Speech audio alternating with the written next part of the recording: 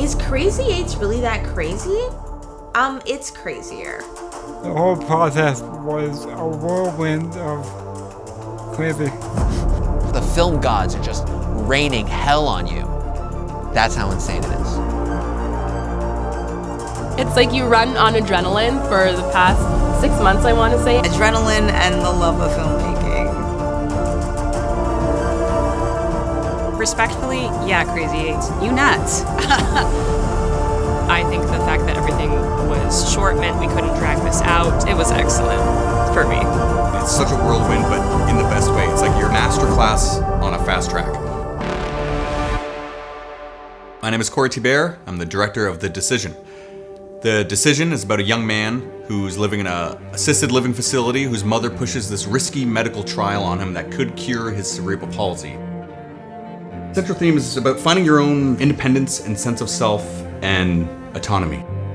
We wanted to push back against disability tropes and narratives. There's so many harmful narratives that lean on either characters with disabilities getting cured or fitting in or dying off, and this one kind of faces that head on. What if there was a cure or a new treatment for cerebral palsy? And what would I do with that information? It's written by Stephen, who lives with cerebral palsy, so it's very personal to him and comes from his personal experience. My parents both live with cerebral palsy, so I think I have a kind of personal connection to the story.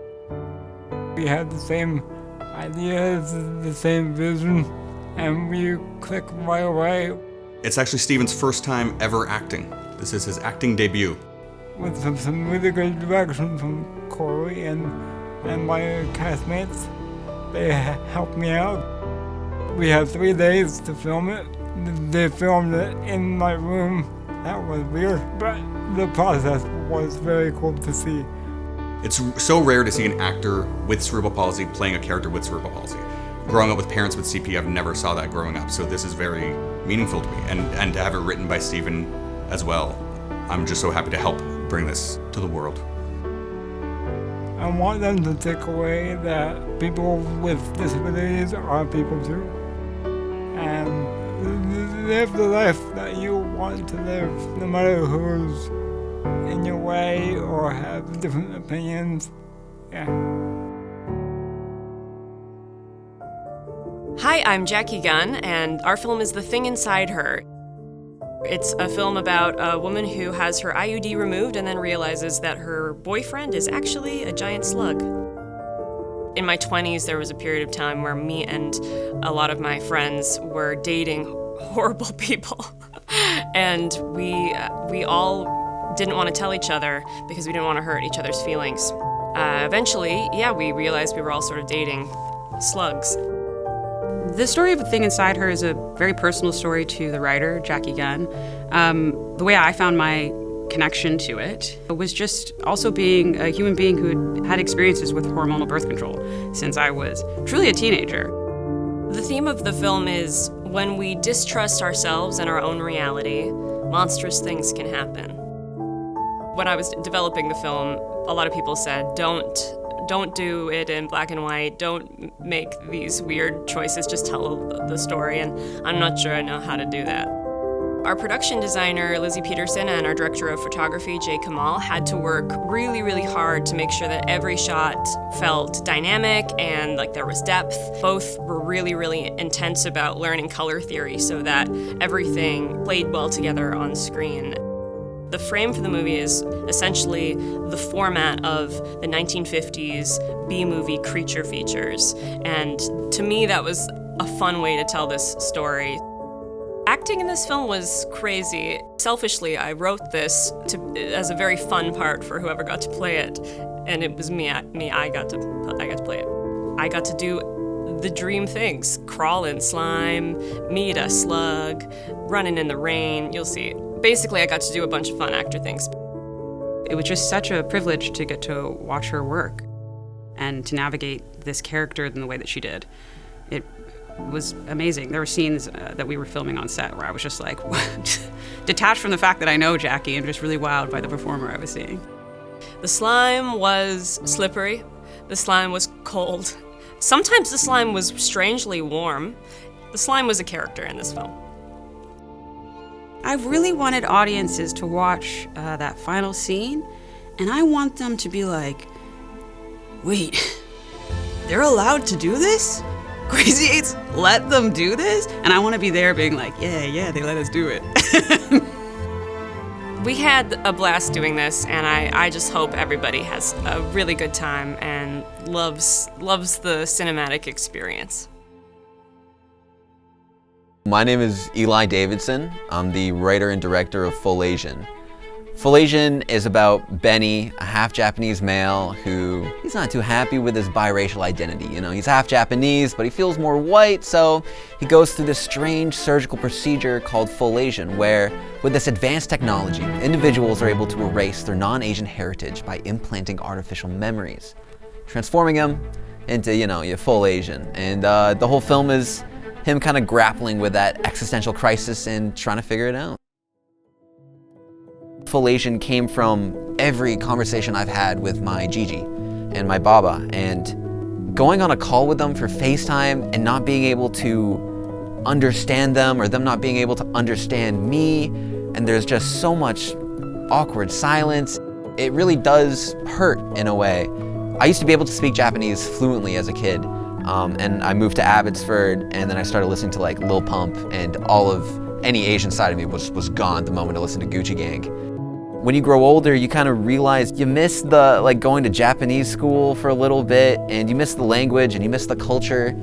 And I really wanted to express that with Full Asian. I wanted to also, show my Gigi this film. I wanted to show him this movie and be like, yo, check this out. This is what I'm doing. I know I can't understand you. You probably can't understand me, but this is what I'm making, and I hope you love it. But obviously, day one comes. Uh-oh, couple issues. Uh-oh, you're falling behind schedule. Uh-oh, something's gone wrong again. The original script involved Full Asian taking place in a diner, and we changed it from a diner to a banquet hall, and that everything just started flying by after that. Pivoting is the most important aspect.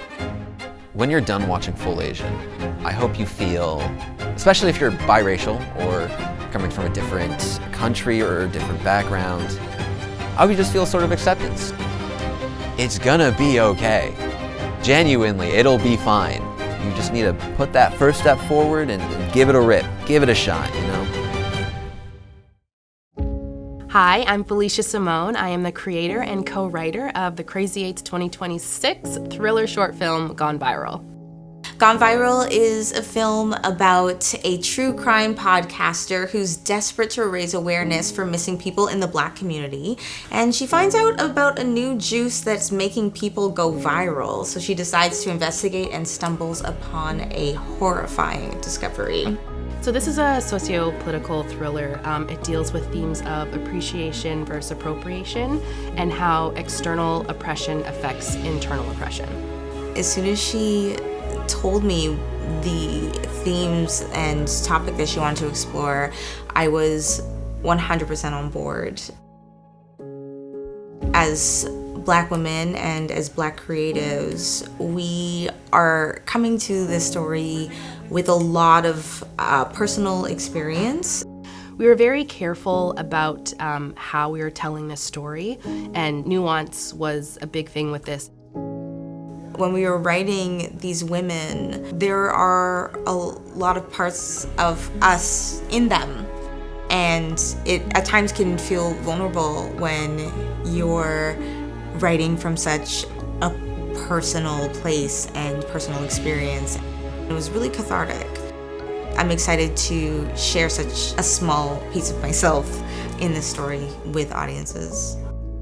This film to me is an opportunity to tell a story about Black women with Black women, and to really use the genre platform to deliver a message that I think is important and timely, and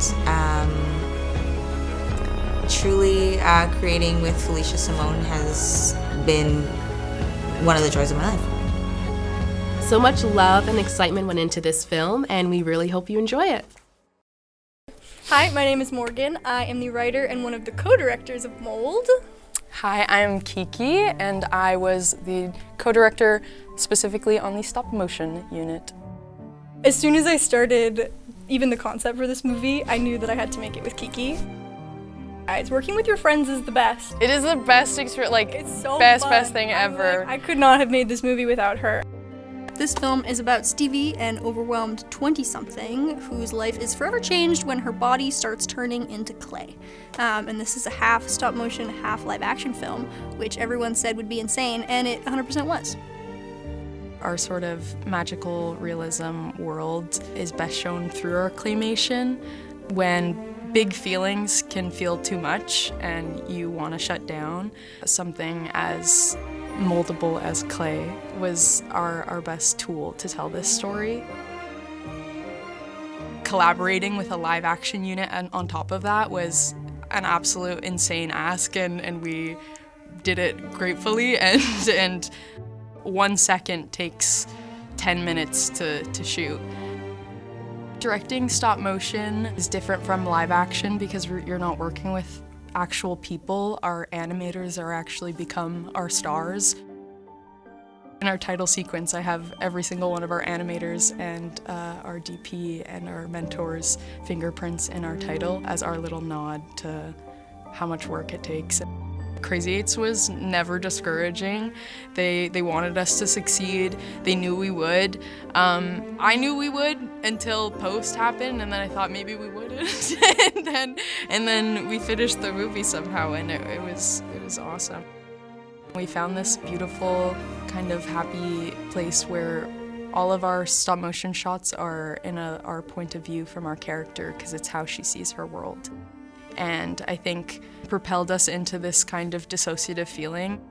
Both of our mediums mixed together tell our story quite well, and I just hope that people leave feeling connected. We put a lot of time into this film. Double the time, double the hours, double the people. Yeah, so you better watch it. You better watch it, you better enjoy it. What we did was something special, and I think it translates, so. And we hope you enjoy. Yeah. Hi, my name is Mariel Calvo. I'm the director of The Last Caller, and The Last Caller is about a bingo caller who gets vocal notes on the biggest day of his hall's history. Part of the humor in the story is how seriously Dave Laurie takes his job. In a mockumentary, acting as if this bingo hall was serious enough to have a documentary team there in the first place leans into that. And it's like, why would these people be following this guy? I was working at the Vancouver Public Library, and we have a patron who comes in. We call him Worried John because he's always kind of concerned about random things. And he comes in one day and he goes, you know, I was up at the bingo hall there, mean and 10th. And he tells me this like whole story, this experience that he had at the bingo hall. And he just goes on and on and on, and I'm sitting there and I'm like, wow, he's a storyteller. And then cut to like a couple weeks later, me and Miguel were just sitting on my living room floor drinking wine, as buddies do, and we were brainstorming ideas for a short film, and then I remembered, Worried John just came right to my head, and then we start building this world that would become The Last Caller.